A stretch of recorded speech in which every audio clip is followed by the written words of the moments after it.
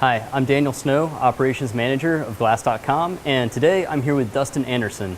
Dustin is the founder of D1 Design Group and the president of Anderson Glass Company out of Waco, Texas. Dustin, thanks for being here with us today. Glad to be here. So you might recognize Dustin from HGTV, but let's start out. Dustin, if you don't mind, just tell us a little bit about your background and how you got into the glass industry.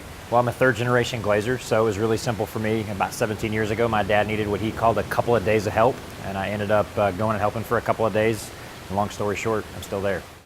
So Dustin, what misconceptions does the general public have about glass that you wish they knew more about? I think lead times is probably a really big one. I think folks think that it's something that you can just go pick up at your random lumber store or hardware store, and you can't. And I think the second thing is educating our customers on the difference in safety glass and non-safety glass, so annealed versus tempered. So I think educating our consumers on those two things would make our lives as glazing installers much, much easier. So Dustin, you've had some really unique experiences while being in the glass industry. You got to work alongside Chip and Joanna Gaines on their hit HGTV show Fixer Upper. Do you want to tell us a little bit about that? Sure. So we pretty much did their work for 6 to 7 years before there was a show.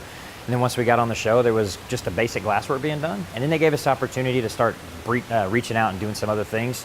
We basically just wouldn't say no to anything. So we kind of had what we call the yes mentality. Can you make this? Will you make that? And the answer was always yes.